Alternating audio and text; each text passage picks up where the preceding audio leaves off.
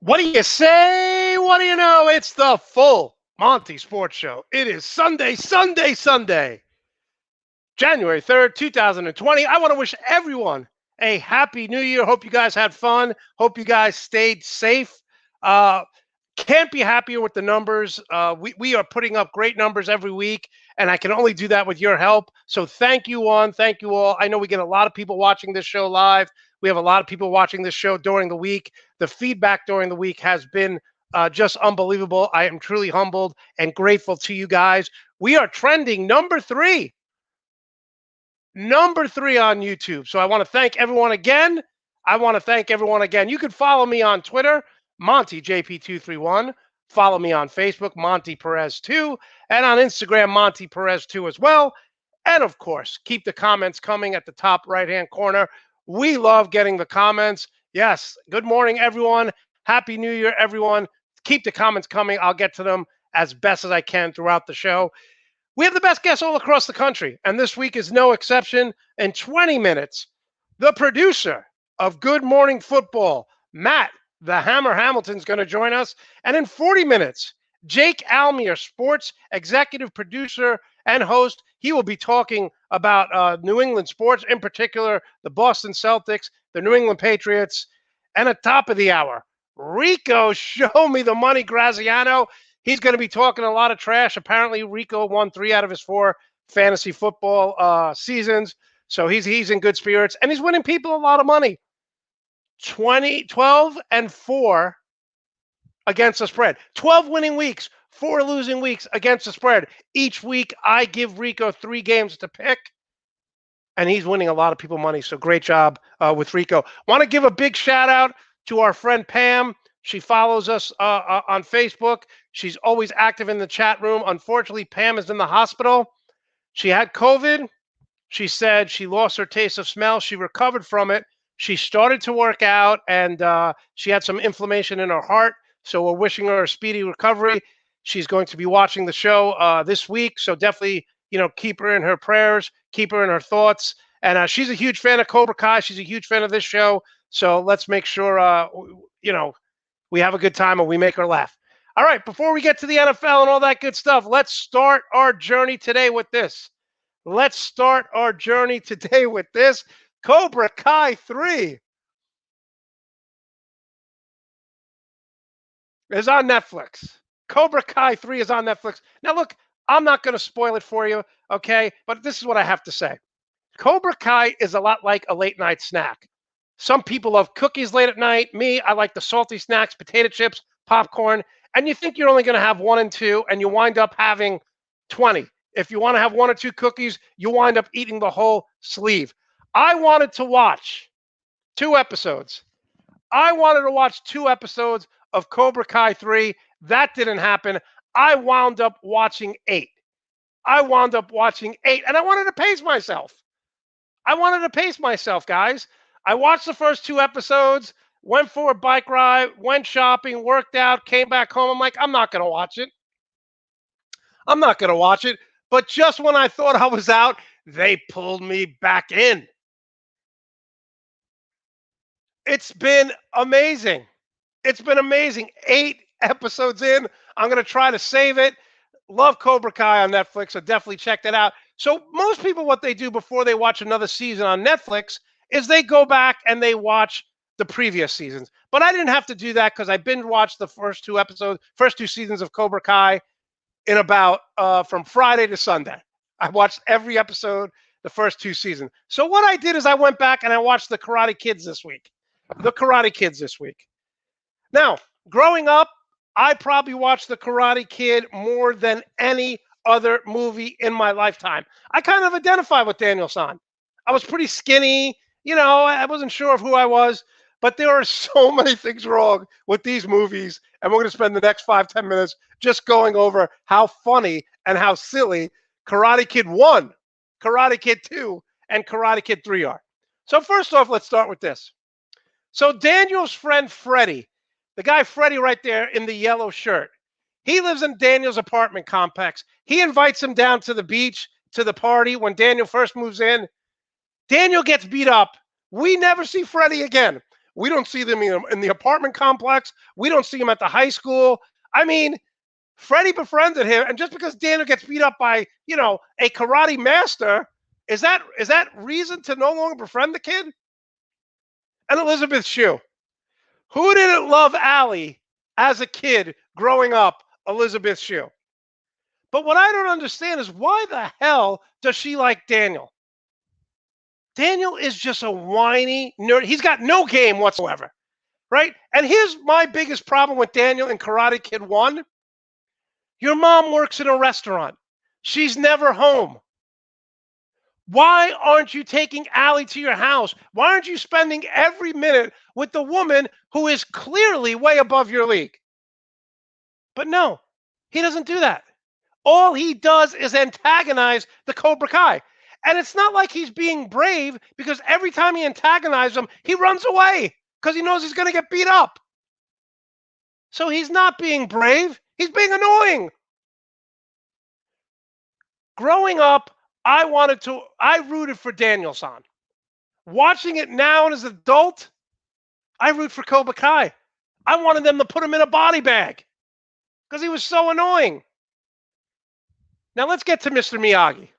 Mr. Miyagi is the superintendent of the building, okay? He's the superintendent. We see him in the building the first 10 minutes. Then he's at this beautiful house. He's got all these classic cars. Miyagi beats up 5 Cobra Kai. 5 Cobra Kai. One kid, he broke his arm. No cops show up. No parents go to his house. It's like it never happened. Like, he beat the hell out of these guys. And there's not one question about it. Not one. All right. So Miyagi starts training Daniel-san. He starts training him. And late in the movie, we see Miyagi doing the crane kick. So Daniel asks him, does the crane kick work? And Miyagi responds, if do right, no can defend. Let me repeat that. If do right, no can defend. Okay, so if do right, no can defend, why isn't he teaching Daniel the crane kick from day one? Why are you teaching him anything else? That's like me being a football coach and saying to my players, hey guys, if we run this play, we're going to get a touchdown every time. And my players say, okay, show us. I'm like, nah, you're on your own. If do right, no can defend. So Daniel learns the crane kick on his own. One of the most iconic poses in the mid-1980s. He learns the crane kick on his own. But how can it be the secret of Miyagi-Do karate when he learns it on his own? Like, how hard can it be? How can he learn something in 3 weeks that you can't defend? I can't teach players how to run a perfect play in 3 weeks. You got to run it 1,000 times. But no, Daniel spends 20 minutes on a log, and all of a sudden he's the master. So they go to the tournament, and Daniel gets hurt. And what happens now? Miyagi's like a sorcerer. He's like a wizard. He rubs his hands together. No needle, no drugs, no lotions. And he basically just, and I'm not going to say, but just imagine looking at this picture if Miyagi was a woman. Just imagine if Miyagi was a woman looking at this picture right here. So he fixed Daniel-san. He fixes him. And then it happens. Boom. Boom. Face kick. It happens. Daniel wins the tournament. But here's the problem, people. Face kicking is illegal. This is not MMA. So this face kick that Daniel does to win the tournament is illegal. You can't kick someone in the face in a karate tournament. So you wonder why Johnny is so bitter now in Karate Kid 3? He's got a grievance. That is illegal. All right, let's move to Karate Kid 2. The most popular movie out of all the Karate Kids. The Karate Kid 2. Mr. Miyagi and Daniel go to Okinawa. And it's the mid 80s, but in some way, somehow, Okinawa is stuck in the 1950s. They have all these cars that look brand new that have been made in 30 years, but everything's the 1950s. I understand being behind, but 1950s cars, why wouldn't they sell them a new Honda, a Toyota, a Ford Fiero that was really popular? And we get there, and here's the worst part.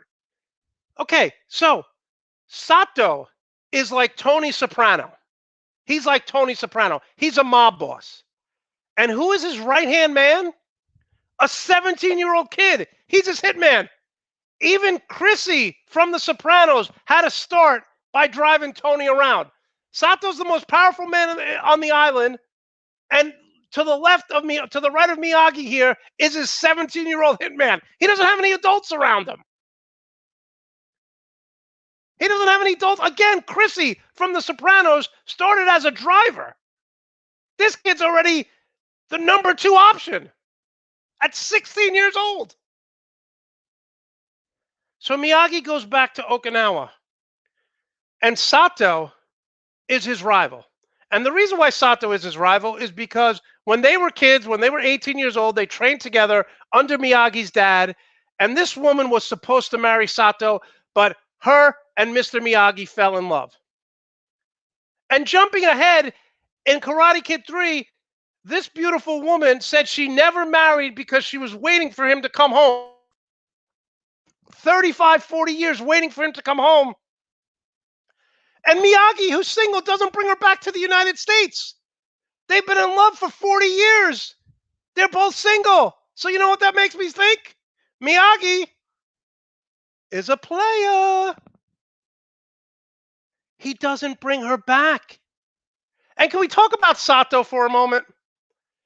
This actor, every 2 sentences, he speaks low on the first sentence, then he yells on the second sentence. I'll give you an example. When Miyagi comes back to Okinawa, Sato sees him and he says, "First, you see father. Then, you see me." He yells all the time. All the time. Then Miyagi says, "Sato, I no fight you." Sato goes, "Then you die as you live." Hey, coward! What if I did that? What if I was a coach like I used to be and I call a timeout and I go, "Guys, we're down 3, but don't panic. We have to win. We have to win." Okay, moving along. Then Karate Kid 2, there's a girl who's charged of ringing the bell when there's a storm comes. First of all, they live right by an army base. Don't you think horns would have gone off when a hurricane, a tsunami, a tornado is coming? They have this 7-year-old girl whose job it is to climb up and warn the villagers. What are they, meerkats? If you don't know what meerkats are, they are a group of rodents, and every day a different meerkat has to watch, climb up a tree, and watch as the others hunt. This girl's 7 years old. Why is she in charge of ringing the bell for the storm? So the storm comes, a huge wooden thing falls on Sato, and Miyagi breaks it in half. Miyagi breaks it in half. The next day, after that, next couple days, Sato's not injured. He can't move because of this thing. Miyagi breaks it, saves his life. Saves his life. So what happens next? The bone dance. Okay? Daniel's got to fight Sato's right-hand man to the death. Daniel's getting his ass kicked like always. Like always. And what happens? Everyone at the bone dance takes out this little drum or toy, and that's another secret of Miyagi-Do karate. So Daniel starts punching the kid like this little toy here. Back and forth, back and forth. But here's where it doesn't make any sense. Sato's student was trained by him. Sato was trained by Miyagi's father. So how does the kid who's fighting Daniel not know this secret? How can he not defend it? Forget about the crane kick that we talked about before. Daniel just starts punching this kid left and right, and there's no defense. Again, why did Miyagi take this beautiful woman who he's been in love with for 30 years, back home to the United States? And finally, Karate Kid 3. Karate Kid 3. Probably the worst of all of them. So you got the two guys, and their whole goal for Karate Kid 3, is to make Daniel fight so they could rebuild Cobra Kai Karate. Because after Daniel won, Karate Kid won, he won the tournament, everyone left Cobra Kai. But guys, how come in Karate Kid 1, in Karate Kid 2, in Karate Kid 3, after he wins, Miyagi doesn't get any students? Their whole strategy is to hire this thug, this ringer, to come in and beat up Daniel so they could get more students. They could get more students because they're going bankrupt. But Miyagi and Daniel never got students after they won. Doesn't make any sense. Doesn't make any sense. But with all that said, with all that funny kind, I see the comments. With all that said, Cobra Kai 3 is amazing. Is amazing. Look. Wow. Siskel and Ebert. Listen, I know people who are like, why is it so popular? And one of the things that Cobra Kai is so popular is because, and I want to get Ralph Macchio on the show. He's a huge Islander fan. One of the things why it's so popular is because where else, other than Rocky, have you seen a character 30 years later? And I got to tell you, all the people in Cobra Kai, they look amazing. They look amazing. From a little kid, I mean, these guys are in their 50s. These guys are in their 50s, and they look amazing. Yeah, yeah. It's the ending. The ending is the same in Karate Kid 1, Karate Kid 2, and Karate Kid 3. It's the same. It's Daniel going, Mr. Miyagi, we did it. Mr. Miyagi, we did it. And Miyagi just smiles. No emotion. No. Yeah, I'd love to get Johnny on the show. Greg, help me. Help me. No, listen. I got my dad into Karate Kid, and again, it's like having a cookie at night. You want to have one. I wanted to watch 2 episodes. I wound up watching 8 episodes. Huge fan of the Karate Kid. All right, enough of Cobra Kai. Enough of the Karate Kid. I will send this live advertisement to the Cobra Kai network, and hopefully we'll get them on. Before we get to the NFL, we got to start with the good, the bad, and the ugly. We got to start with the good, the bad, and the ugly. And listen, guys, I don't know how to say this, but you got to give credit. A lot of people don't really want to give Alabama credit. They're sort of, tired of Alabama winning. But Alabama won 31-14, dominated, and you got to give credit to Ohio State. Ohio State, 49-28, dominated Clemson. So we're going to have Ohio State and Alabama next Monday. Got to give all the credit in the world to those guys, those 2 programs who've really dominated their both semifinal games. Now to the bad. So Alvin Kamara has COVID. His backup has COVID. If the Saints don't win this game, think about this, guys. Alvin Kamara might not be able to play next week. That is a huge, huge loss for the Saints. Now, they should win today against a Carolina Panther team, which means the Packers, Seattle have to win to try to get the home field advantage. But that is just terrible. This COVID is no joke. We mentioned my friend Pam. She's recovered from it. She's still having complications. So just a terrible news for NFL fans, for the New Orleans Saints. And finally, to the ugly. Tom Herman got fired by Texas. Steve Sarkisian, the Alabama assistant coach, is going to be named the head coach. Listen, Tom Herman, 7 76-54 career record, 32-18, 6-1 in bowl games. Now I understand that the job of Texas is to beat Oklahoma. Les Miles got fired at LSU because he couldn't beat Nick Saban. But Tom Herman has done a decent job. You know, they beat Oklahoma last year only to lose in the Big 12 championship game. 6-1 in bowl games, guys. What do you want? What do you want? And one of the things I loved about Tom Herman, did a tremendous job of, you know, being involved in the community, speaking out and injustices. 6-1 in bowl games. He's 6-1 in bowl games, and they let him go. And again, I get it. Les Miles could not beat Nick Saban, but I think Tom Herman is a fine coach. I think he's a better leader of men. And when you're 6-1 in bowl games, guys, how do you get fired? How do you get fired? You know. And look, Steve Sarkisian, he's been a great coordinator, but he's had a few problems. He's had a few problems on and off the field. On and off the field. So, you know, I know Tom Herman's going to get another job, but I hate to see him leaving Texas. All right, we're going to go through this real quick before we get Matt, the Hammer Hamilton, on. Guys, I am 119, 46, and 1 picking games. 73 games above 500. 73 games above 500. And I know people say, well, Monty, why don't you pick against the spread? It's real simple. I have Rico show me the money doing that. And about 90% of my audience doesn't bet on football games. So they just want to know the winner. So that's what I do. 73 games above 500. We go through this in about 3 or 4 minutes. We're going to get it done right now. 4-11 Falcons at the 10-5 Bucks. Tampa Bay is averaging 29 points per game, most in franchise history, but they're 1-5 against winning teams. The only good team they beat were the Packers. The good news here, they're not playing a good team. Take the Bucks, 27-17. And guys, you have to understand something. We have 11 teams not sure of their playoff position right now. 11 teams. So all these games mean something, except this one. 2-13 Jets at the 6-9 Patriots. The Jets haven't won a road regular season game in New England since week 11.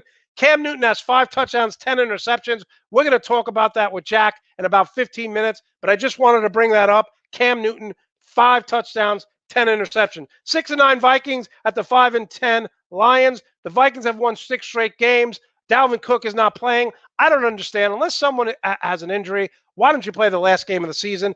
Even if it doesn't mean anything. Your fans want to watch you play. He's not playing. I'm still going to take the Vikings here, 30-23. 10-5 Ravens at the 4-10-1 Bengals. Guys, if the Ravens clinch, they win. Over the past month, other than the Packers, the best team in the league has been the Baltimore Ravens. 34, 47, 40, and 27 points. Don't tell me Lamar Jackson can't win games. Don't tell me Lamar Jackson's offense is one-dimensional, because even if it is one-dimensional, they're scoring points. They're scoring points. Again, 34, 47, 40, and 27. Ravens roll here, 38-17. 1-4, 14 Jaguars at the 10-5 Colts. Jacksonville won their first game of the season this year against the Colts. They are 0-14 against everyone else. If you play daily fantasy, take Jonathan Taylor, the rookie out of Wisconsin. He's going to get you big-time points today. Take the Colts, 30-16. 11-4 Seahawks at the 6-9 49ers. I've been talking about the Seahawks defense for weeks. No one wants to listen. They have allowed 17 or fewer points in 5 straight games. Seahawks won that first round. They want the first round bye. Take Russell Wilson to make a play late. Seahawks win 23-17. Seahawks win 23-17. 10-5 Titans at the 4-11 Texans. 10-5 Titans at the 4-11 Texans. Look, the Texans got embarrassed by my Green Bay Packers last week. They want to win this game. If they win their division. This is going to be a high-scoring game. But you see what J.J. Watt did last week? J.J. Watt came out and blasted his teammates. Saying, you're not there for practices. You're missing weight rooms. He cursed. Look, Titans win this. They win the division. They're going to win in a high-scoring game, 37-27. 7-8 Raiders at the 5-10 Broncos. Listen to this obscure stat. The Broncos have won 5 straight Week 17 games against the Raiders. 5 straight 17 Week 17 games against the Raiders. It's weird, but this is what's happening with John Gruden. John Gruden, I think, is now 4-12 and 4-13 in December with the Raiders. Where teams get better who are well coached, teams are tuning him out. I'm going to take the Broncos here in a slight upset, 24-23. 6-9 Chargers at the 14-1 Chiefs. Look, guys, I don't think the Chiefs are playing any of their starters, so we're just going to take the Chargers here. The Chiefs will play them for maybe about a half. They have nothing to play for. Take the Chargers, 30-24. 11-4 Saints at the 5-10 Panthers. We said no Alvin Kamara, no Murray, but I still think Drew Brees is going to win.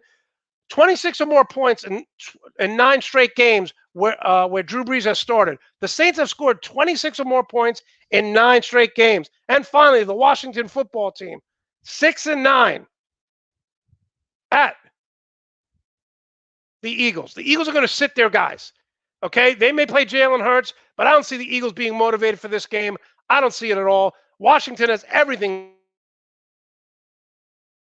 to play for. Take Washington again. Once again, 119-46 and 1 tie. I'm 119-46 and 1 tie. 73 games above 500.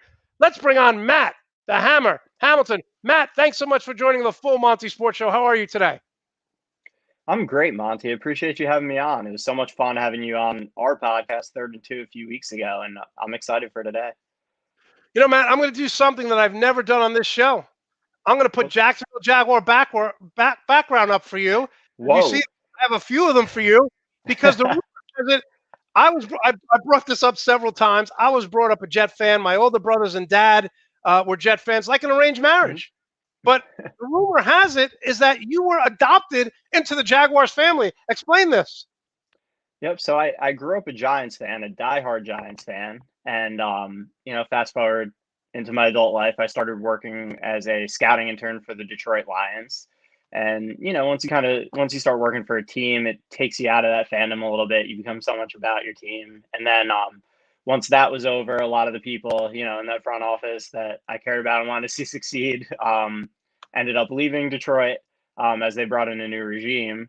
So I was kind of a free agent. And then leading into the 2017 season, in March during free agency, we had a segment on our show, Good Morning Football, where the host had to pick a team that they thought was going to make a big jump in 2017. And I pitched to each and every one of them individually to talk about the Jaguars because I thought they made some incredible moves. They had some real momentum going at the end of 2016. And, I thought they were going to have a big year. So all of them just kind of laughed in my face. So I was like, you know what? I'm going to just rock with the Jaguars this year. Just, so I can keep reminding you guys that I tried to tell you that they were going to have a great year, that I tried to be ahead of it, that you would have looked really smart if you listened to me. And that, of course, happened to be the year that they made that run all the way to the AFC Championship game. And the Jaguars started taking. Were you saying that because, you were thinking with your heart, or you're like, you know what, they really have a good chance to make the playoffs? No, I thought they had a great chance. I love the Calais Campbell and AJ Boye signings. I thought that they were really trending in the right direction. As I said, I thought they finished 2016 really strong. Their defense was incredible to end that year. So I saw it trending in that direction for them. And so I got a Jaguars hat. I started wearing it in the background of the show at points. The Jaguars took notice. Their former PR guy, Tad Dickman, messaged Peter Schrager and was like, who is that in the background wearing our hat? So they sent me a whole box of gear. The mayor of Jacksonville, Lenny Curry, watches our show every single day. So he started taking notice. He reached out to me. And then at the draft in Dallas in 2018, Lenny Curry reached out to me, Mayor Curry, and he drafted up this proclamation inducting me from the city of Jacksonville, officially inducting me into the Jaguars fan base. He took me up on the draft stage in Dallas and brought me into the fan base officially. So they recruited you. Basically, yeah. That is awesome. That is awesome. All right, listen, we got some questions for you from the fans. Urban Meyer, hold on. We got how much, Urban Meyer. Someone says, Greg is saying Eric Bieniemy. Who do you want to be the next Jaguar head coach? Because let's face it, they're going to get Trevor Lawrence. The future looks bright for a team that has lost 14 in a row. The future looks bright. So who do you want as their coach? Yeah, I mean, I've seen Urban Meyer and Ryan Day getting floated out there, which would make me a little nervous because it would make me think maybe they go Justin Fields instead of Trevor Lawrence. I like the idea of getting Eric Bieniemy in there. His resume speaks for itself. He's loved everywhere he's been. He's had a great track record everywhere he's been. Back in his days as a running back coach with Adrian Peterson, early in his career, all the way through to what he's done now with Andy Reid and his Chiefs offense.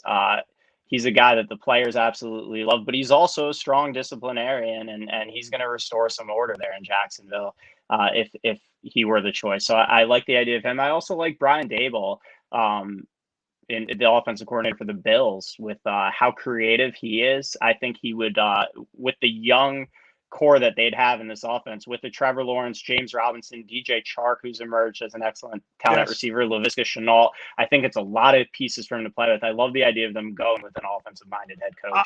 I really like Shenault. I liked him coming out of college. I think in a bad team, he's done well. You're not mentioning Lincoln Riley. Would you like Lincoln Riley, the head coach of Oklahoma?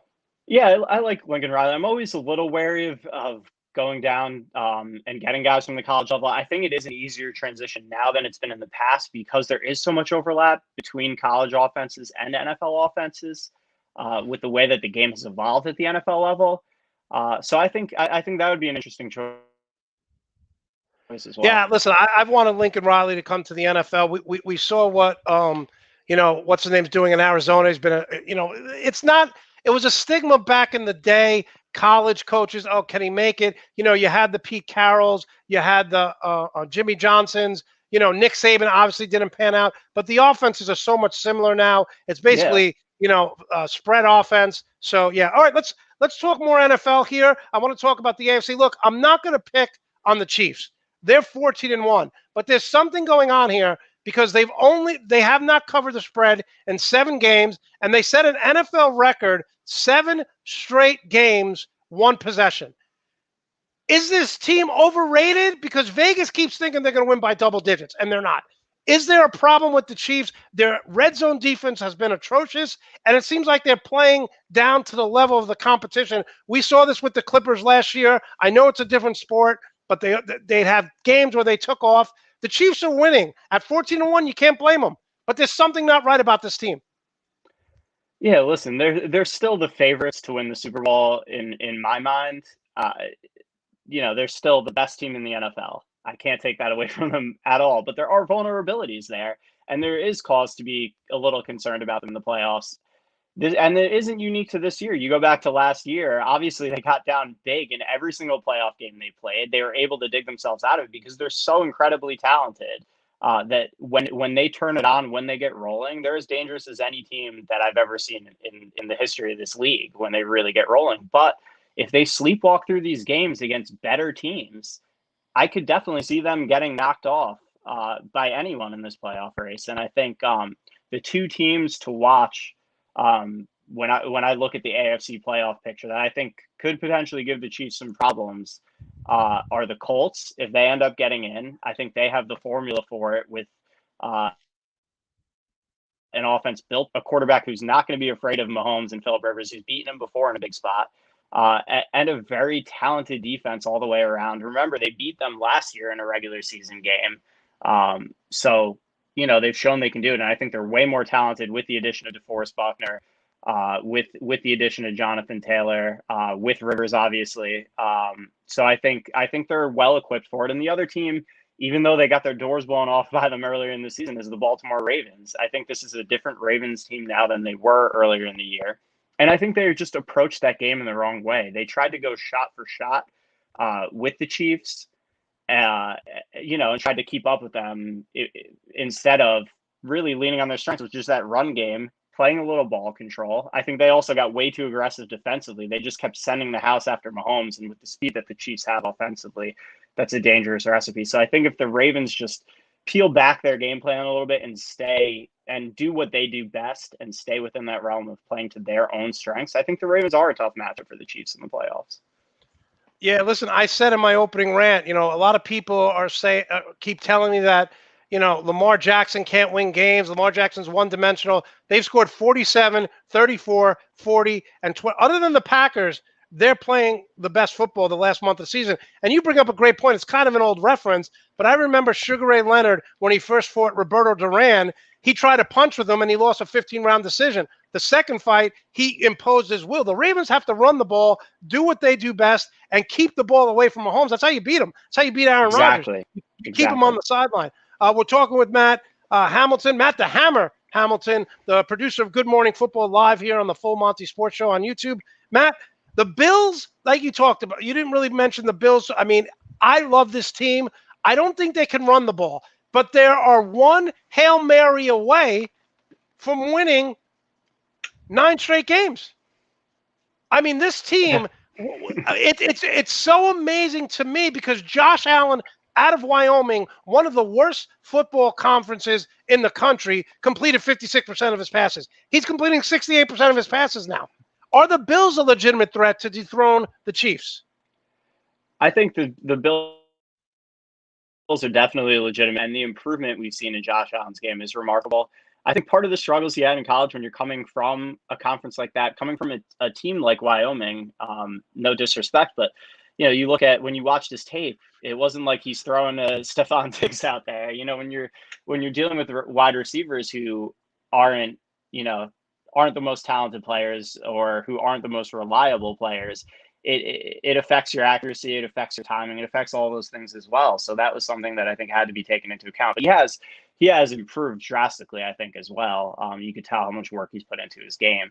But the reason that I'd be a little worried if I'm a Bills fan, as you said, the running game hasn't really been there all year. And when we talk about being the Chiefs, as I said, I think you need to be able to eat up clock. You need to be able to keep the ball away from Mahomes, and it remains to be seen whether the Bills can do that.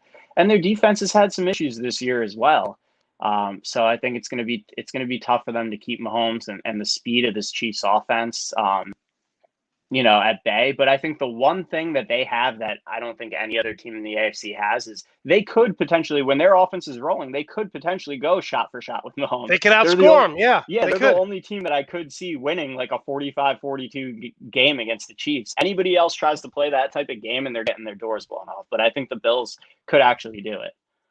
Our good friend Andrew's a huge fan of your show, so she's putting up there. Great combination. Matt, when I look at the AFC, obviously we have 11 teams today who don't know where their playoff positioning is. The Chiefs are the only one that know what's going on. And I think what you said, I think that it's going to be high scoring. Even in Green Bay, we saw them put up 40 points in a snowstorm. The offenses have just changed. So I think wide receiver play, more so than running right now, is important. Can we make the argument that other than DK Metcalf and Tyler Lockett, which just continues to be outstanding, can we say, and a lot of people don't know about him, but Cole Beasley and Stephon Diggs are the best wide receiving duo other than these two out in Seattle? Can I make that argument? You absolutely can. And I think you can even go a step further and make the argument that they're the best duo in the NFL ahead of those guys. Because if you look at the second half of the season, they've been the more consistent duo. They've been the stronger duo. Cole Beasley's just a few yards away from 1,000, which would give each of those guys 1,000. We don't have a ton of wide receiver duos each hitting 1,000 yards. Lockett's probably going to get there too with DK.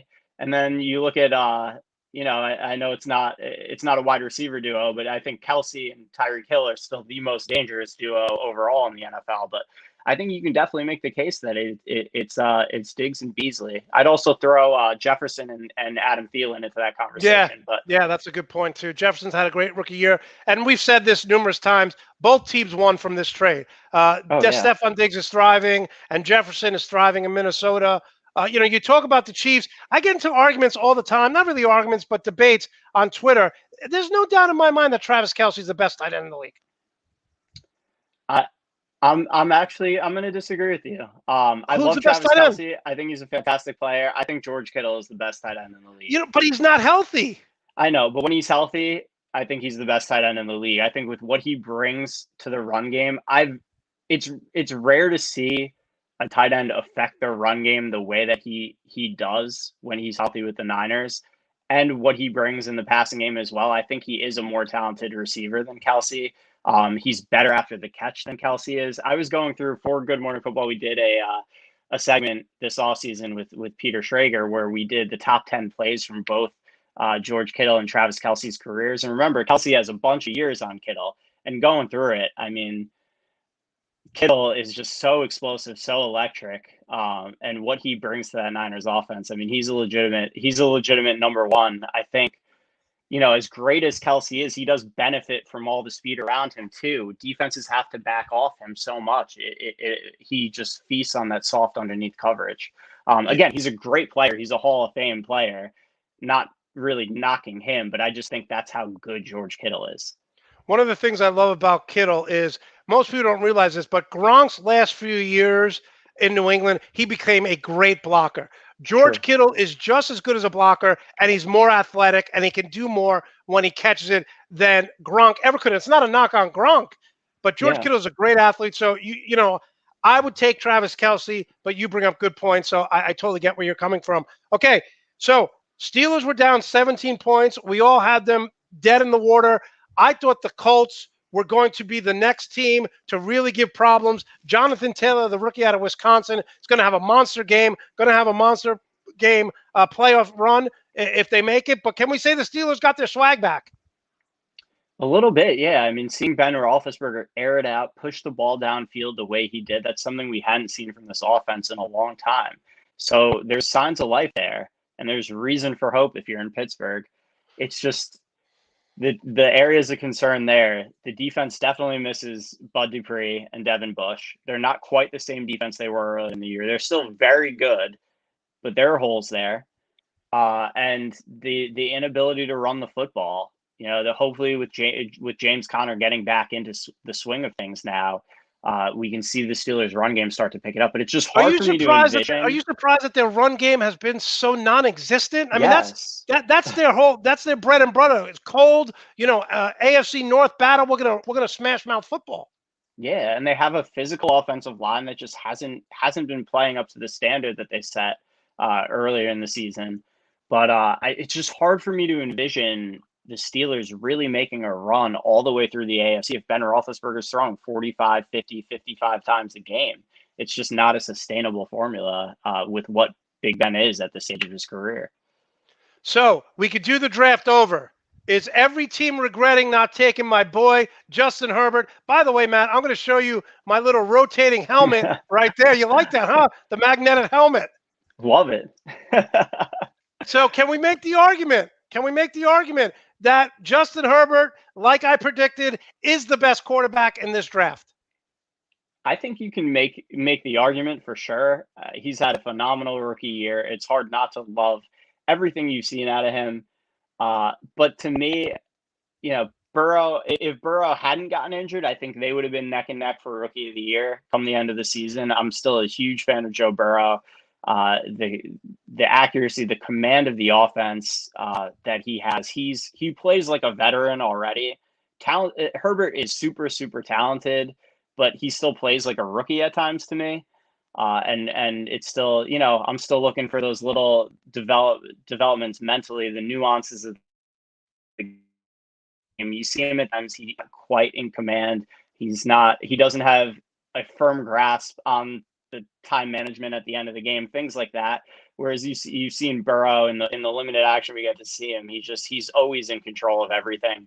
But no, I'm a huge fan of Justin Herbert and his ability. I was a big fan of him going into the draft. I was a student coach at Missouri when I was an undergrad, and the quarterback coach I worked with Chase Daniel, and the quarterback coach I worked with, David Yost, was Herbert's quarterback coach at Oregon. He also ended up coaching Jordan Love after that at Utah State. But he told me all those concerns about Herbert and his personality and his leadership were laughable. He's more of a quiet kid, but he commands respect from everybody in that locker room. He's as likable as it gets. We got the chance to interview him right before the draft on Good Morning Football, and I got the chance to chat with him a little bit afterwards. And he's as likable as it gets, and he's as talented as it gets. So I think as he, gets a little bit more experience and picks up some of those nuances you need at the quarterback position, I think he's going to be as good as anybody. Yeah, no, I agree with you there. I don't understand why George is coming at me with this right here. Yeah, they lost, but George, they beat your USC team that was favored in the Pac-12 championship. So let's just slow down with that, George, right there. All right. So, Matt, we got about like 3 or 4 minutes left talking with Matt Hamilton, the producer of Good Morning Football. Let's go real quick. Are the Packers the most complete team in the NFL? I think the Saints at full strength, assuming Kamara can get back healthy for the playoffs, assuming Michael Thomas is all right. I think the Saints are the most complete team, but I think the Packers are very close with how their defense has come along in recent weeks. Okay, now that the Seahawks have a defense with Jamal Adams and Carlos Dunlap, over the last 5 games, they haven't let up more than 20 points. Are they a legitimate threat to win the Super Bowl?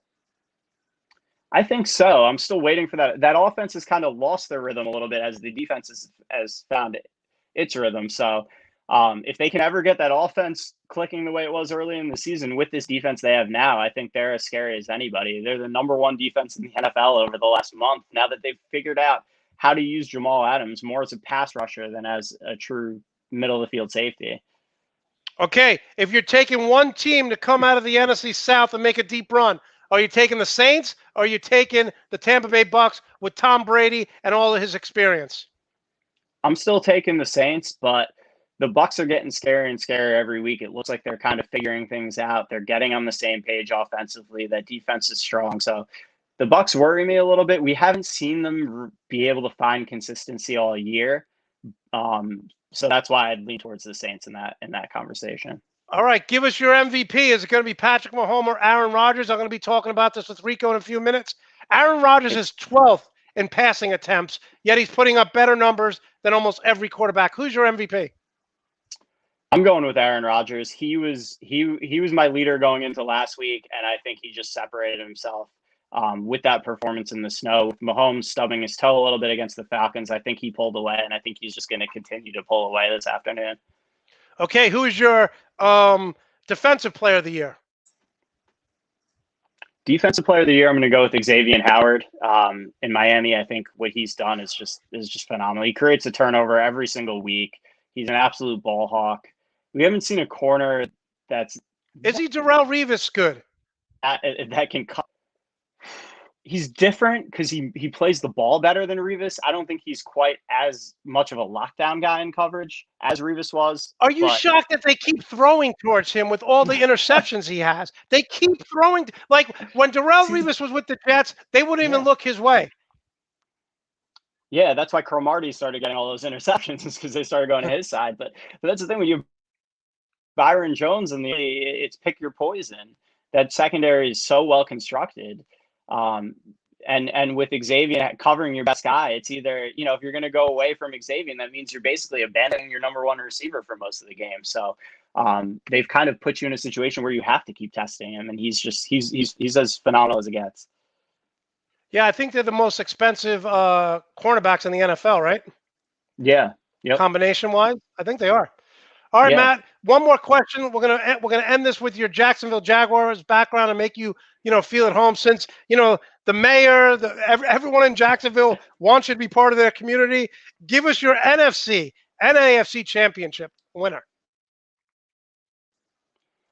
I'm thinking it's going to come down in the NFC. I know it's a little chalky and it might not be the most exciting thing, but I think it is going to be Green Bay and New Orleans. I think New Orleans is going to come out of the NFC. Wow, and the really? AFC, I do. In the AFC, I think it's going to come down to, depending on how the seeding all goes, it could change. The seeding could affect things a lot. But right now, I think Kansas City and Baltimore for the AFC championship. And I think Kansas City finds a way to pull it out and get there. Can I just end with this?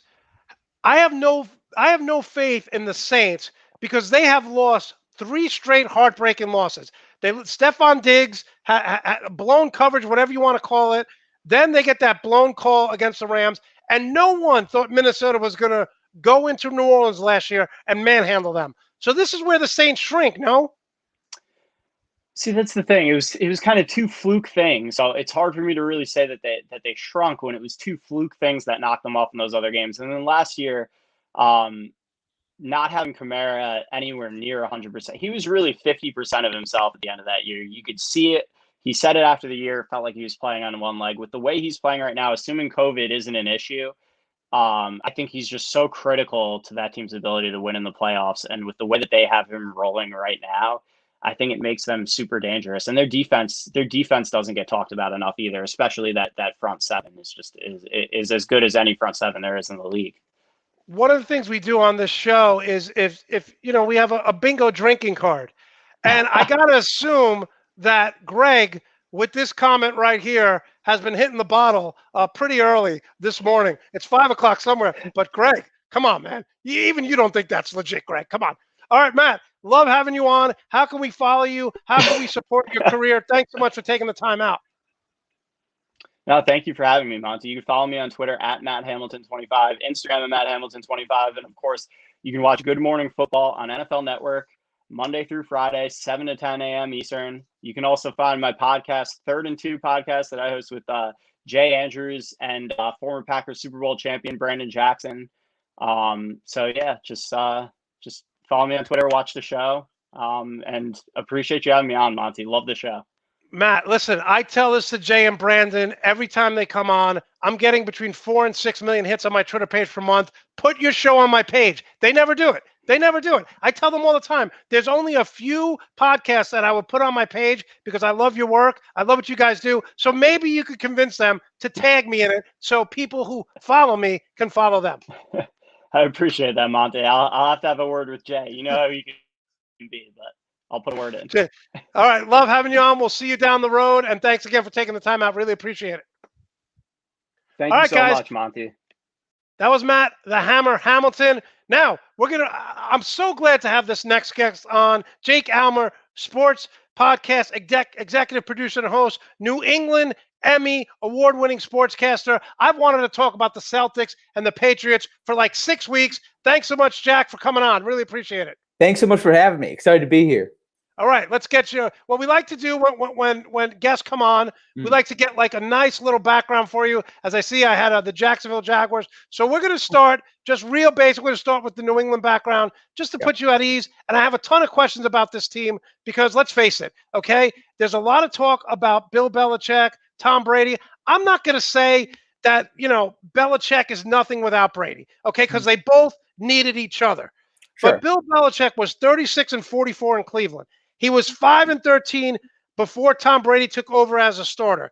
The Patriots are 6-9 now. They're going to miss the playoffs for the first time since 2008. Is Bill Belichick? I know that when he drafts, the talent evaluation especially for skill position players, other than Gronk, has not been that great. Is Bill Belichick first and foremost getting any criticism in New England? Well, yeah, absolutely. He's getting a ton of criticism. And some of it, I think, is almost kind of lashing back out at how cold he's been to the media over his 2 decades, really, in New England. And that's fair. I mean, he's always known to give those snippy answers. But I think that he needs to approach this draft with the same kind of mindset that he's done throughout his 20 years in New England. He needs to come at it and find those role players that he's done throughout, his time as the head coach here. I really think 6 Super Bowls. This is definitely a different team than we've seen in the past. Bill Belichick needs to build this roster back up. He's got to take it from the ground up. He's got to insert a new quarterback. We saw today with the reports, Cam Newton is not coming back to the Patriots. So that's going to be one of the things that he needs to address. But I really like what he's done as far as bringing in guys like Kyle Duggar. Gunnar is going to be a huge part of the team going forward. So, it's finding those role players. And yeah, he's hearing the criticism, absolutely. But 6 Super Bowls, I think that earns you some leeway, and I'd love to see him kind of continue this team. It's going to be a different team than we've seen in the past because they're not constantly reloading for a Super Bowl run like we have been doing for the better part of the last 20 years. So different team, but I think the same approach still stands when it comes to Belichick of he's always found those guys who have helped contribute, whether it's Wes Welker, whether it's Julian Edelman, whether it's getting Randy Moss for a 4th-round pick. He has that track record of bringing guys in who have contributed to this team for low value and getting guys in return who have ultimately come to produce and bring in Super Bowls for the Patriots. Jack, I said a couple of weeks ago, Marcus Mariota may have played himself into a potential starting role. Cam Newton, 5 touchdowns, 10 interceptions. Has he played himself out of the NFL? No, I don't think so. And honestly, it's kind of disappointing to me that Cam Newton will not be coming back, because I would have loved to see them bring him in some sort of role. I do think that regardless of whether Newton returned, they needed to address the quarterback position and go and grab somebody who was younger. But, he was a well-liked guy throughout the locker room. You saw him on the sidelines. He was constantly, cheering for the guys. When Stidham came in to throw the touchdown against the Chargers, he was the first one to come up and give him, He's been a model citizen, right? He's done everything right. Exactly. And, actually he won the media award for the nicest guy here in New England. They love him. He's been really open. So it is disappointing that it didn't work out here, but I definitely think he has a career. RG3, you see him kind of continuing to be a backup at the Baltimore Ravens. I could see that being a path for Cam Newton to eventually get back into a starting role. Okay, so George brings up a good point, which leads to my next question. 8 players opted out of COVID. Do you see this team next year, with all these players coming back, do you see them being a legitimate threat in the AFC like they've dominated since, for 20 years?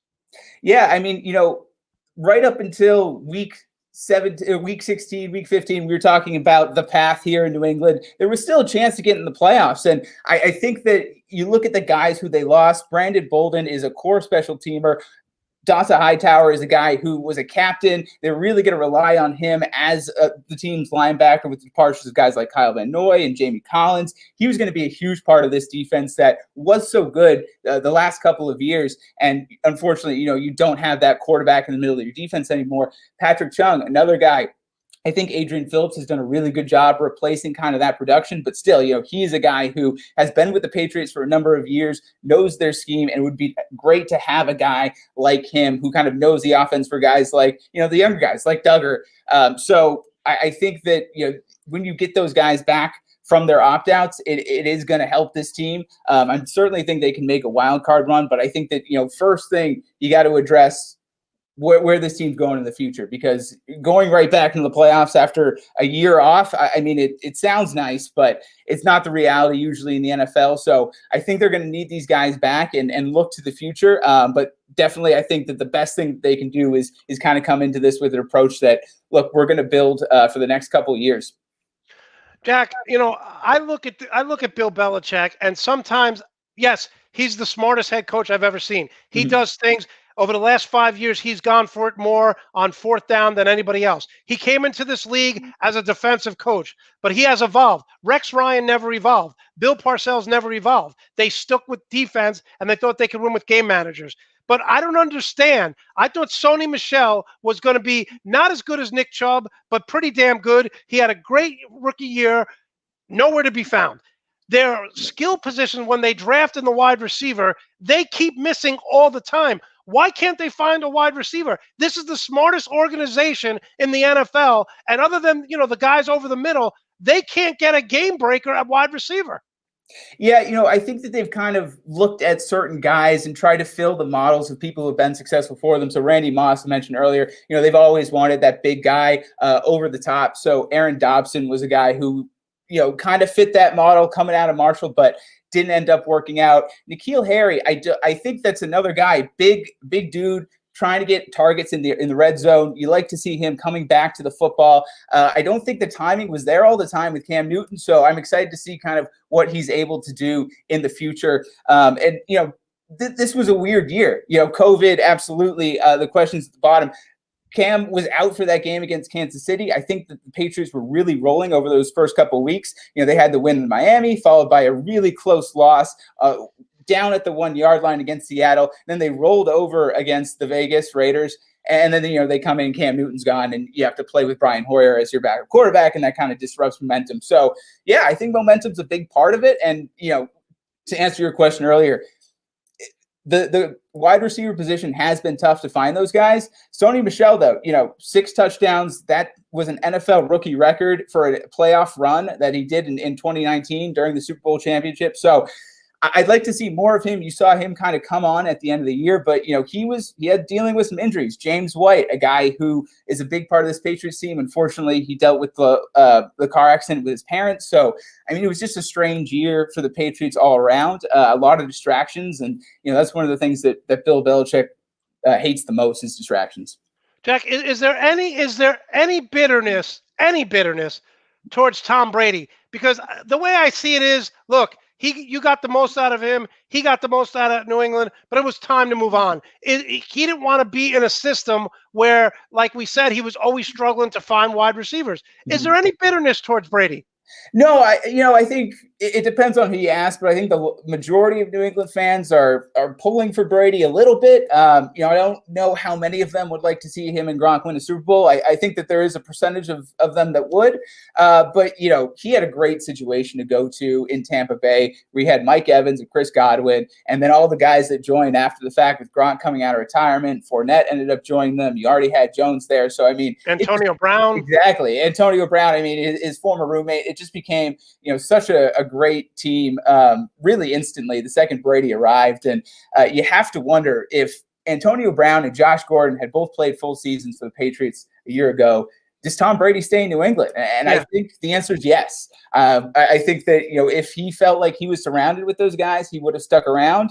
But I think he kind of looked at the situation and thought, I want to build my legacy outside of Bill Belichick, and going to Tampa Bay and trying to win without the greatest coach in NFL history. I think that was the way that Brady wanted to do that. And, there's a part of me that can't really blame him for that, because that bit would always be tied to his legacy if he never won a Super Bowl without Belichick. And now he's gonna attempt to do that. Yeah, right now Brady won the divorce, no doubt about it. He got divorced, he's got the supermodel, he's got the car, the house. But let's see 5-7 years, because I'm not gonna dig Bill Belichick's coaching grave just yet. Listen, you're on the outside looking in, so I just want you to give us, if you can, an AFC championship game, who gets there, and in the NFC, who gets there. Just give us your opinion on that. I know it's hard because you're always one of the finalists there, at least in the Final Four. So give us your prediction for each conference. Yeah, it's going to be tough not watching the Patriots play playoff football, but I do think it's going to come down to the two best quarterbacks in the NFL right now, and that's Patrick Mahomes for the AFC and Aaron Rodgers in the NFC. And I think that the Bills actually have a really good shot at making a run here and squaring off against the Chiefs for the AFC. I think it's going to be a Saints, Packers, NFC, and then ultimately I think we're going to see Chiefs. There we go, Chiefs, Packers in the Super Bowl. And honestly, Patrick Mahomes, my fantasy football quarterback. I know there's a lot of resentment towards him and the Kansas City Chiefs here in New England, but I think if anybody has the potential to go and match Brady's 6 Super Bowls, I think it's Patrick Mahomes. I think that it's incredibly hard to do. I think that people have seen Brady do it over the last couple of years, and they think that Super Bowls are easily captured, and they're not. Franchises struggle for decades to get to the point where they're winning Super Bowls, and it's really, really hard. But if anybody can do it, Patrick Mahomes, I think, is a special talent that has that potential. Okay, we're talking with Jack Almer here on the Full Monty Sports Show live on YouTube. Let's get your Celtics background up. Listen, I think Brad Stevens is one of the best coaches in the NFL. What do you like about him? What you don't like about him? Listen, it's more of a statement on Kyrie Irving that he wanted to leave Boston. I mean, Kyrie Irving left LeBron James. But talk about Brad Stevens and Danny Ainge, what you like about this duo in Boston, building a contender every year. Well, I think the thing about Brad Stevens is he does such a great job of getting guys to play better than they are, getting guys to play up to the talent that they're facing. And he did that in his college career at Butler. He took a team that really wasn't supposed to be there all the way to the national championship game. And so what he's done here with the Celtics, immediately following kind of the ousting of the big three, was take, teams that were not supposed to be in the playoffs and grab the 8th seed. Obviously got swept by Cleveland the first time, but, it's been year after year building with Isaiah Thomas, the underdog, a whole roster of guys who really kind of outperformed who they were. And you saw guys like Evan Turner go on to get a big contract. Kelly Olynyk got a massive contract. So he really put players in the positions to succeed. And that's what I've loved about Brad Stevens. And that's what you hear from guys who have played from him, is he puts them in positions to succeed, and he puts them in places where, they're going to do well. So I've always liked that about him. And I think, unfortunately, with the Kyrie Irving situation, it was a guy who is a special talent. Don't get me wrong, Kyrie Irving, one of the best ball handlers in the NBA, a lethal scorer. But I think Kyrie, knew his value, and that didn't really kind of work with Brad. I think he wants everybody to buy into a team system. And I think this Kyrie wanted this to be his team. So I think there was some confliction there, and ultimately, that's where that separation happened. But I do think that, with some of these younger guys like Tatum and Brown who have come up in the system, Marcus Smart as well, those three guys are really going to kind of carry this team to the next level. I look at these two, and I think that they're one of the best run organizations and decision makers. And then you look at Michael Jordan, who's been the worst decision maker in the NBA for a decade, giving Gordon Hayward, 4 years, $120 million. I'm sure you were happy to see him go. Yeah, well, it wasn't exactly kind of the departure I'd hoped for. I think most Celtics fans wanted to see Danny Ainge wait, pull the trigger, grab Miles Turner in a potential sort of sign and trade with Indiana, but that never came to fruition. Ultimately, though, this was kind of a pretty decent case scenario. Saw Tristan Thompson. He sort of outplayed Miles Turner at times in those couple games we saw against Indiana, and he was kind of that replacement for what you would have seen if the Celtics had gone and grabbed Miles Turner. He's the guy who second in the NBA in offensive boards. He's doing a great job down low for the Celtics, and they get the trade exception. So now you can kind of use that money to address any position. Peyton Pritchard has done a great job at the backup point guard position. Obviously, without Kemba Walker, you need to go and see some Celtics booze. That's fine. Jack, can you tell we have some Laker fans watching the show right now? Look at this. Look at this. Look, just killing. Listen, you bring up Tristan Thompson. I was a huge fan of Enes Kanter. I know he can't defend, but he's a double-double. Are you worried about Tristan Thompson's lack of offense, or you're saying, you know what, he just needs to rebound and do the garbage work? Did you like this pickup? Because, like I said, I thought Enes Kanter would be a perfect fit. When he's on, you leave him in the game. If he's not scoring, you take him out. You get a better defender. Yeah, I mean, with Enes Kanter, it's tough because his defense really isn't there, like you said. And with the Celtics, they like to do a lot of switching defensively. So if you got a guy who is, not able to do that, it becomes tough for Stevens. So he's a better fit. Right, yeah.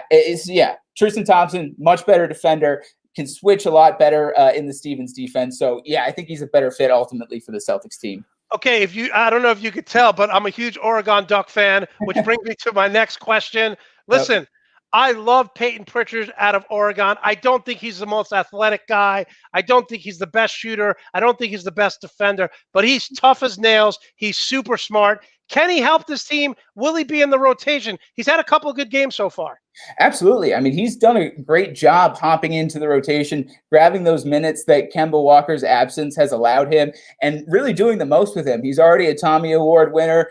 Rest in peace, Tommy Heinsohn, a guy who really would have loved Peyton Pritchard because he does all of those, scrappy things. He's a great guy to have alongside Marcus Smart. I hope he learns a lot from Smart as far as, being able to, I think the next part of his game is being able to draw those fouls, draw that contact. He's done a really great job of getting defenders up in the air with his pump fake. But if he just kind of steps into that shot, he could draw fouls, get to the free throw line some more. So I think he's going to be, a really great part of this Celtics team. What I like about him, and even he's a stat stuffer. Yeah. He'll go in for 20 minutes. He'll get you 7 points, 5 rebounds, 4 assists, 1 steal. He's just scrappy, right? I mean, everyone would love to have this guy. Did you think they overreached for him in the first round?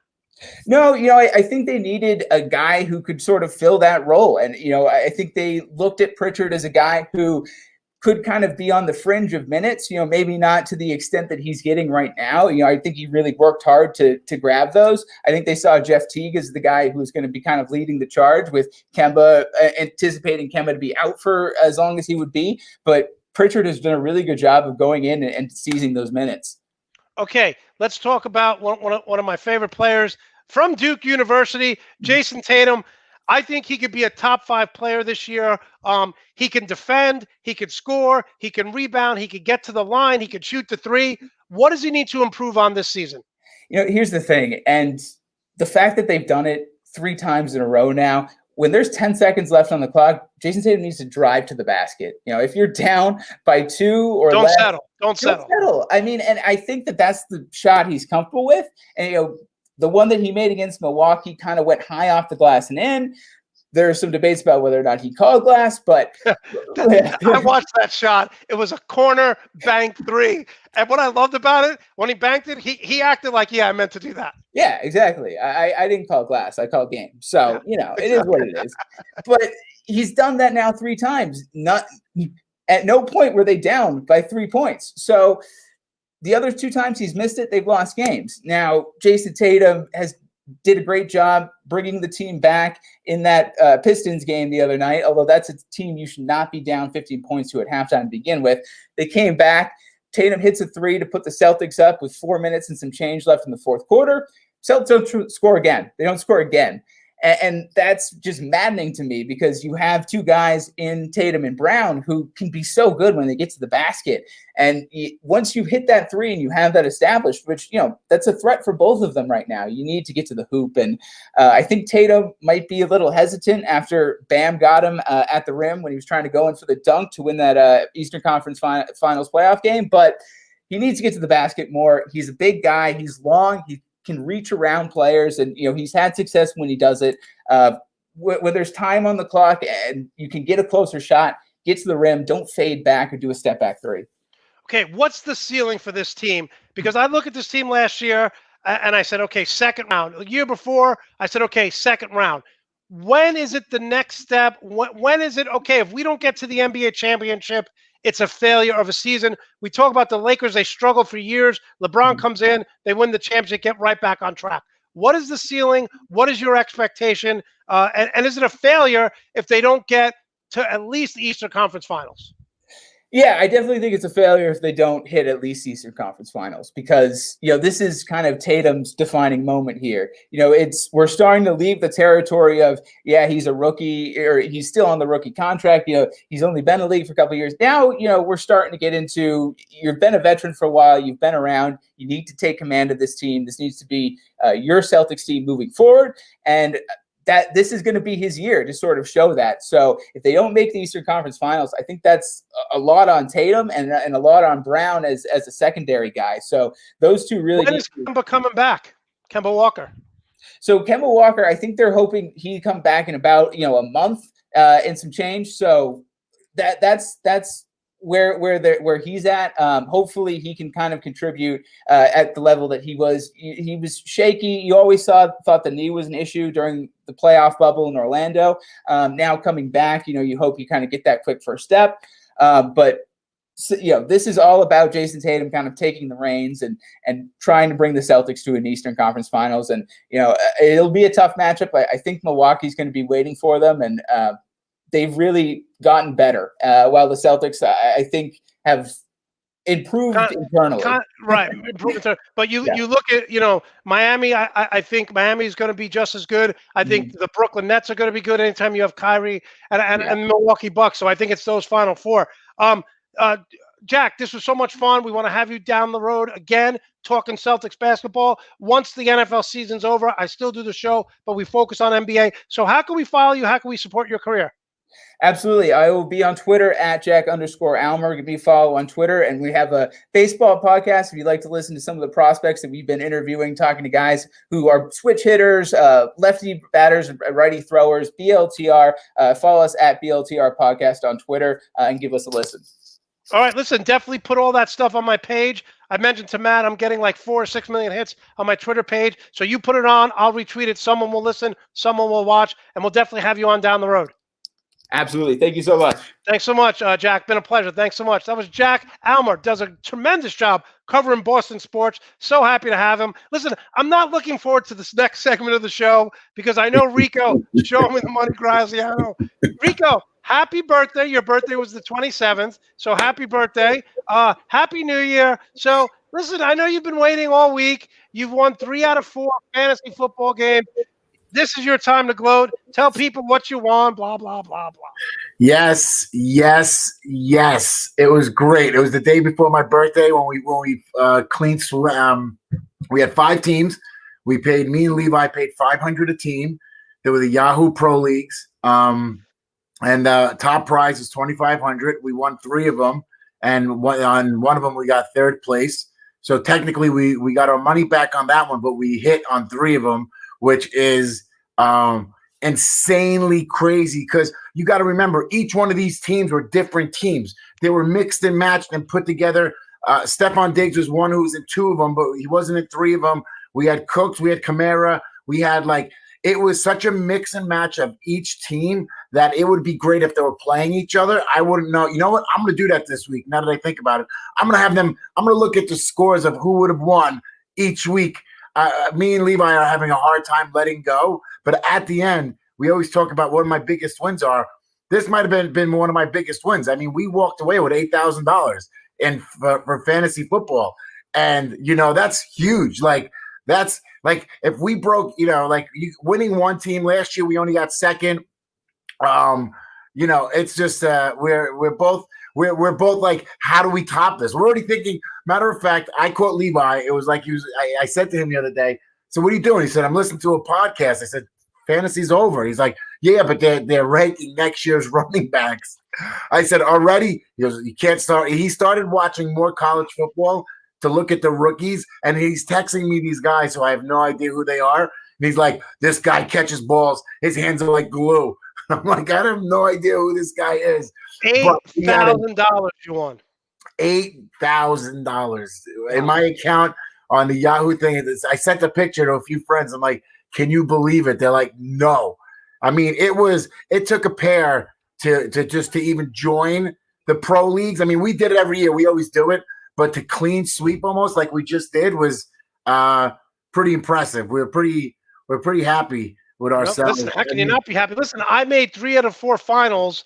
I won maybe a couple $100 because I didn't win the championship. I lost at every championship. But congratulations to you. Congratulations to the sports philosopher, Levi. So, Rico, I got an email this week, and someone said to me, I do not compliment you enough on the show. And my response was, he's on the show every week. That's the biggest what are you nodding for? He's on the show every week. I agree. Is there a problem that I agree with a viewer, somebody who sees from the outside in what I see from the inside? But it's cool. Okay. Let me explain to you why. First of all, I'm about doing, not always complimenting me, but let me just explain. When I was a kid for Christmas, I drew my mom a picture of a dog in a tree, and it was the worst picture. And my mom said to me, that is so beautiful, it should be in a museum. And I was so stupid and naive, I thought it was. And I hear my dad walking up the stairs looking at the picture, and he says, you're not putting it on the refrigerator. We're having a Christmas party. That can't go up there. So, again, my mom, the 2 different spectrums. That should be on a museum wall. My dad, don't you dare put that on the refrigerator. I don't want to have to explain what this is for the Christmas party. So yeah. I don't give compliments all the time. But you're on the show every week. Isn't that compliment? Every time I go, I don't do a lot of other shows. Every time I go on, I say Rico's winning a lot of people money. What am I doing wrong? No, you know what? It's actually funny. You just reminded me of my dad. One time I joke with my father, and I always tell him, I'm like, you never say you love me enough. And he looks at me and goes, you see that car outside? I was like, oh, yeah, okay. You did buy that car when I was in high school. This is my whole point. Like, I drew a picture. And my dad's like, don't look, you gotta be tough, but you gotta be fair. So you think I don't compliment you? But it's one of the top compliments. You're right. I'm here every week, so I'm very grateful for that. And many people want your seat. We make each other better. You're like me and Levi in a sense of, but like we're not making as much money as me and Levi. I was crying the way you broke down every Karate Kid today. In the beginning, because then Giovanni interrupted at Karate Kid 3. I'm going to go back and watch the third part of that. Am I on point with what happened in the Karate Kids? LaRusso is the biggest jerk. If you watch him from a different lens, this kid. He's so. First of all, all he does is whine and complain, and he's not even like he's standing up to these kids. He's not, because once he torments them, he runs away. And not for nothing, Elizabeth Shue, your mom works in a restaurant, Daniel. Why isn't Elizabeth Shue at your house watching movies every night? Yeah, I mean, did you see? I mean, she did not change. 30 years later. I'm up to. Don't give any spoilers. I'm up to season 8. I mean, episode 8. You can't wait for season 8. No, listen to me. I said it's like having a cookie at night. Like, I wanted to watch 2 episodes. I wanted to watch 2, and then all of a sudden, I'm like, oh my goodness, I've watched 8 episodes. I tried to stop, Rico, but they pulled me back in. I know. You know what it is? It ends so quick that you're like, it was only 30 minutes. I'll do another one real quick. I know. I'm on episode like 6, and I started yesterday. I mean, the day before yesterday. And it's phenomenal, is it not? It's a very well written show, and you get good laughs because it's so they hit very well cheesy point. Like they hit cheesy points very well. Like, that makes you laugh. Like if you get it, like, yeah, I don't even want to bring it up. There's a few parts that made me. What is this? Like, what is this? Like everyone's saying I. Well, me and Jay are like this now. Me and Jay are like that. Because Right. I admit that he was right about. He's been talking about what's his Aaron name? Rodgers. Aaron Yeah. Rodgers for about easy 7 weeks now, and nobody was listening to him, especially Brandon. But I think he jumped on board. And all right, Rico, are you going to jump on board? Aaron Rodgers is 12th in passing attempts, first in QBR rating at 83.9. Mahomes is second. Rodgers has 44 TDs. Russell Wilson and Mahomes have 38. Look, it's a no-brainer. Rodgers is the MVP. When I watch him, he is so cool on that field. He's got his hands in his thing. He's warmed up.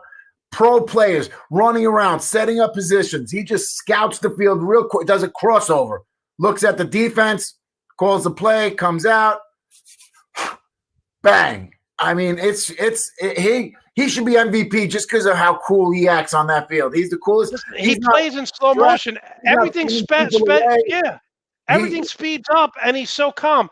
Rico, people want to know what that sweatshirt is. Can you stand up and give us a view? Oh, jeez. All right, let's talk about it. Did the Steelers get sports fan is that what to get them for the holidays. That's what it is. I remember when I was younger, my friends, I used to know some of our friends' parents used to smoke cigarettes.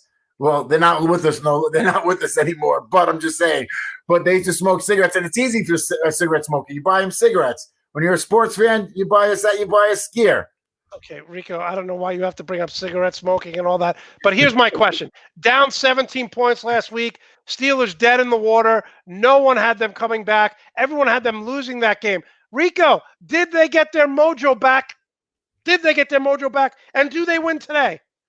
I'm really excited about today's game because, we're going to see Mason Rudolph. He's going to be quarterback, and Ben won't even be on the field. He's not. They didn't even take the trip. Him, TJ, Marquise. Do you think that's because of COVID? You don't want Ben out in bars, out in restaurants. Do you think that's why they didn't take him? Well, luckily he's not in the NBA and he's out at strip clubs, so that's always a good thing. So, but they're not even. I don't think it's about COVID. I just think it's these guys need to get a little rest, a little mental rest. They've been running. They had a bye in week 3, an unintentional bye in week 3, where before the NBA, the NFL was like you play no matter what.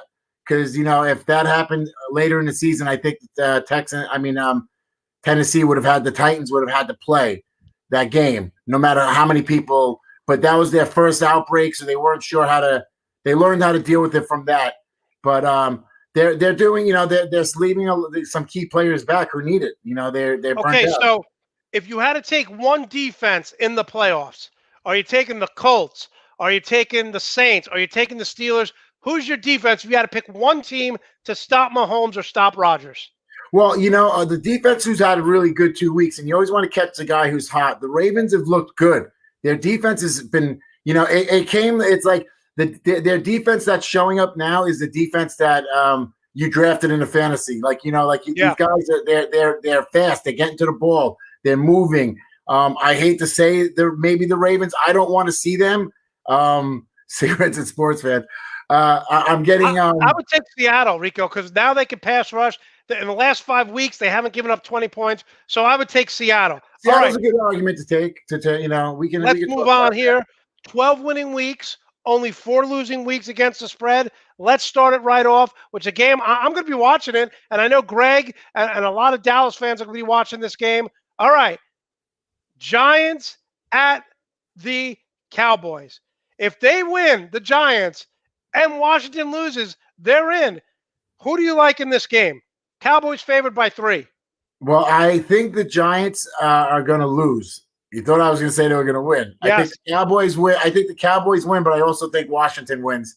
I think Washington, their story of, Alex Smith, I think, just even though he's, and Ron Rivera, getting cancer treatment. Yeah, I think their story, and I think the NFL, you got to remember it is a storyline and it is entertainment. And also there's entertainment aspects to the sport that, That's why offenses are big nowadays. You'll never have defenses like back in the day where, they made the game more entertaining because it is, my friend says it all the time, says the NFL, the number one TV show for 20 years running. All right. And, I did think so, but I don't. Greg doesn't like you picking the Cowboys because he's a Cowboy fan. He's a Cowboy fan. He doesn't like me picking the Cowboys.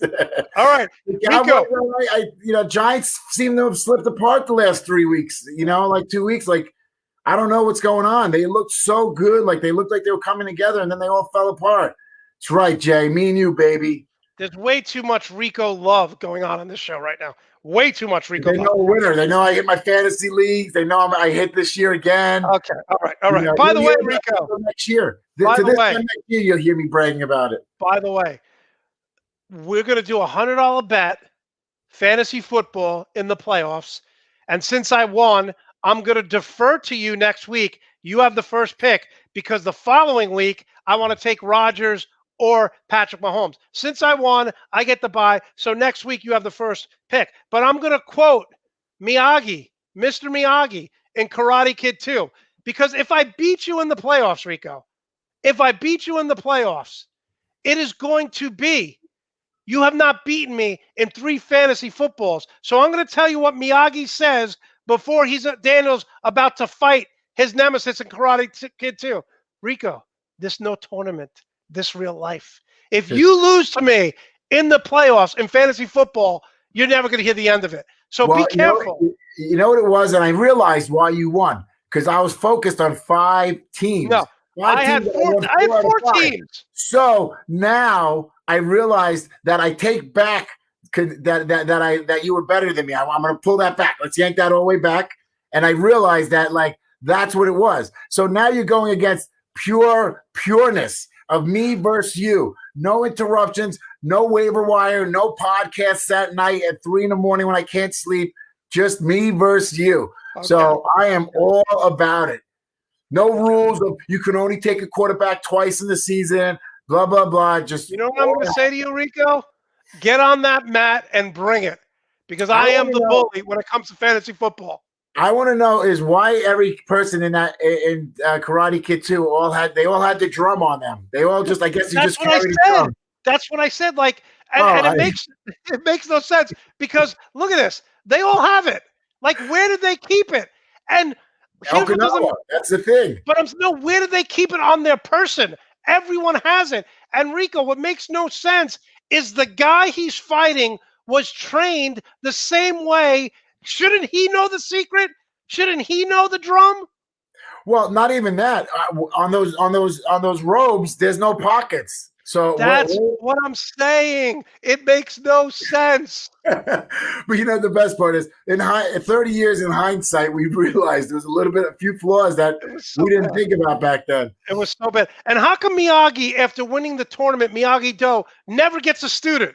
There was 1,000 people at that high school arena watching that fight, and he beats Johnny, and no one signs up for Miyagi-Do karate?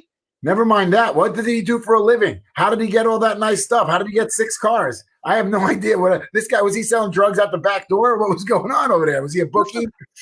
I don't know what happened. And one last thing, because people stop talking about this. One last thing.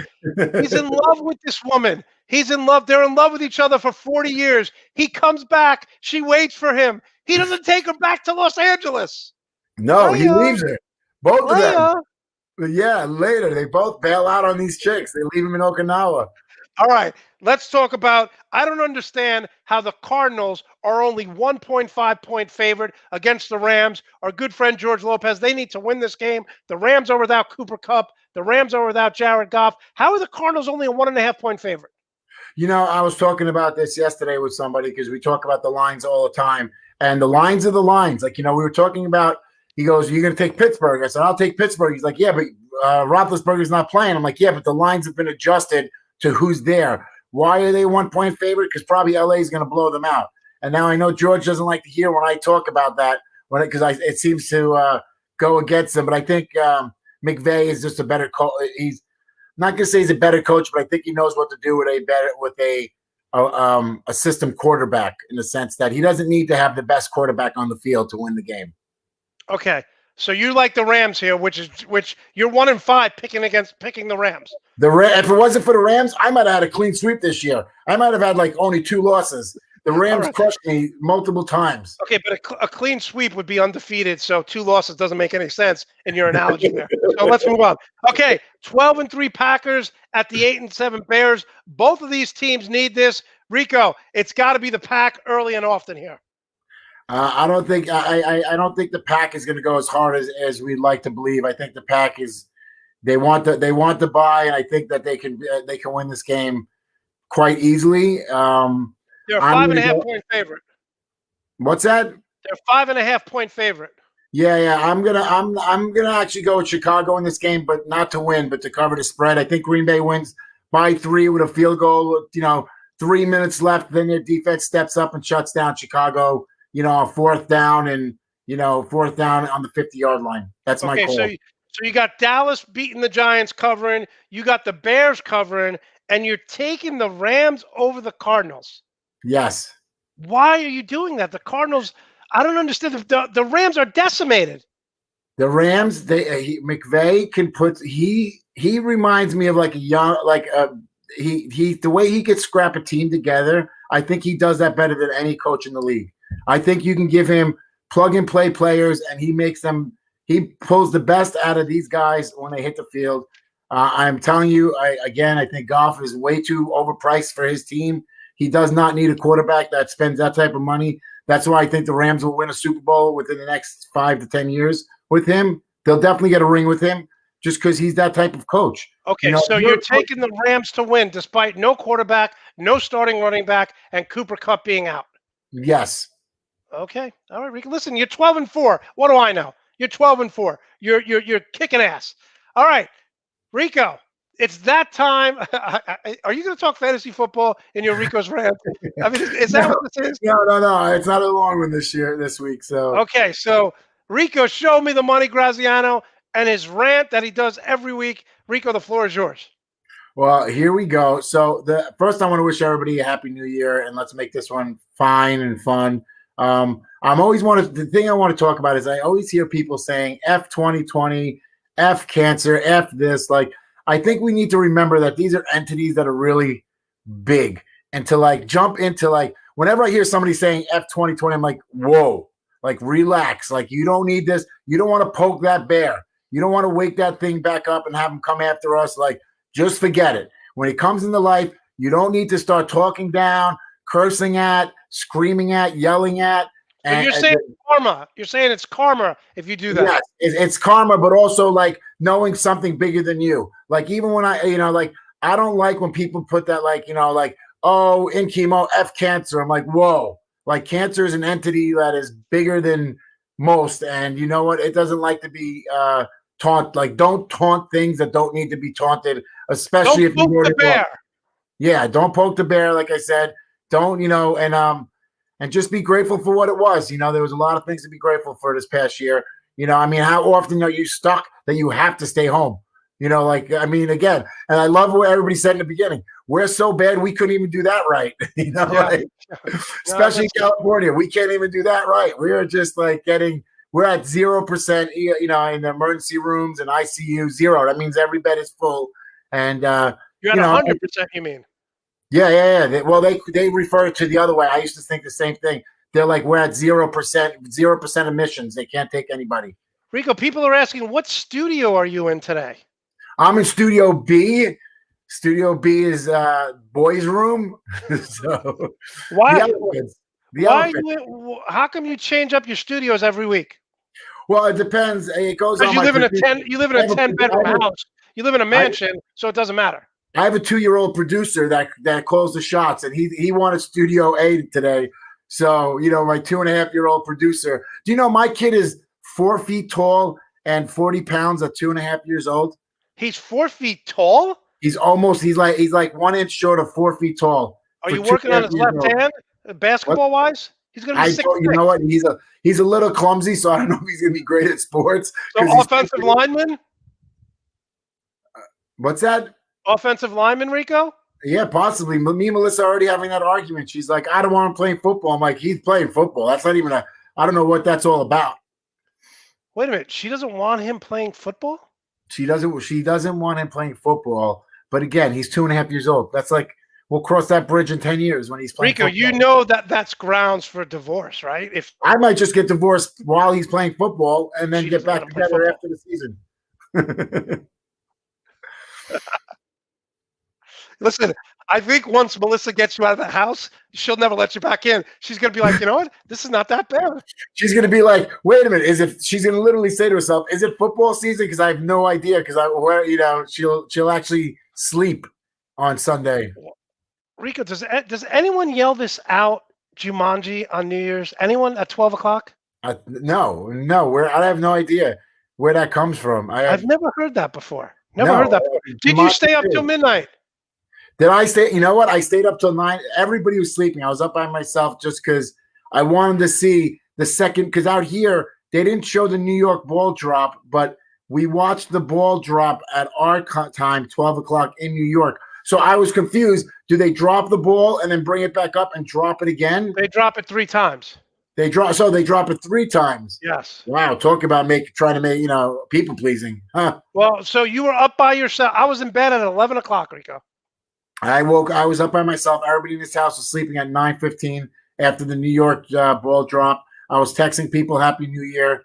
I was doing that whole thing. Oh, by the way, I hope Pam gets better. She's probably not watching today, but oh yeah, no, it's a crazy thing. She recovered from COVID. She's fine. She was working out, and she posted on Facebook. She has like inflammation around her heart because of COVID.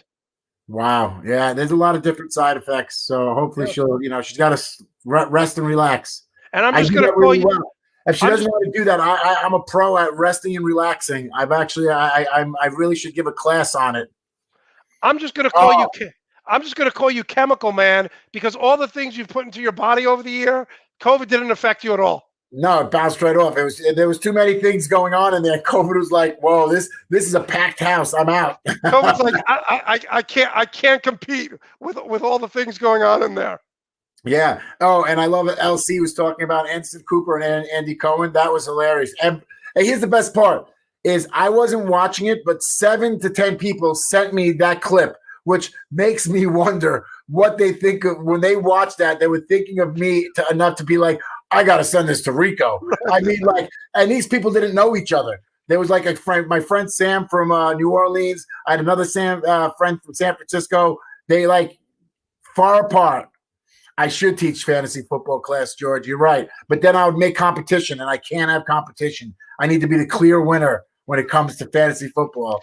All right. We're going to let you go. Rico, enjoy listen, there's 11 teams today who don't know where their playoff position is. So it's going to be a fun week of football.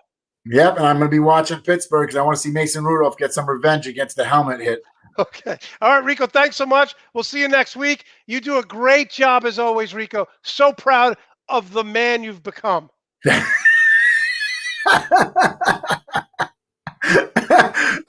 Thank you. I appreciate that. I am absorbing that compliment, and I want to say it means a lot to finally 4 years and 17 weeks later to finally hear that. Thank you. Okay. Goodbye, Rico. I'm done. All right. That was Rico showing me the Monte Graziano.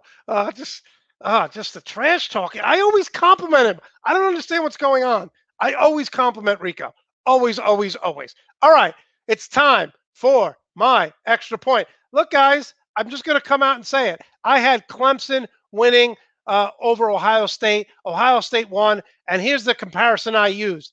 Dabo Swinney came out and said that Ohio State should be ranked 11th. They shouldn't even be in the top 4. Okay? So I compared it to Rocky versus Apollo Creed. Clemson was Apollo Creed. Ohio State all year after losing to Clemson last year just fought and trained, and they kicked Clemson's ass. Dabo Swinney overlooked Ohio State like Apollo Creed did, and they had no answer. So the moral of the story is don't talk trash, just play, because now it's Ohio State versus Alabama, the 2 best teams in the country battling for the national championship. I want to thank you all for watching the Full Monty Sports Show. I want to thank Matt the Hammer Hamilton. I want to thank Jank Almar, and I want to thank Rico. Show me the money, Graziano. It is going to be a great week of football, guys. A great day of football. We have 11 teams battling for playoff position. And in the mortal words of Arnold Schwarzenegger, I'll be back.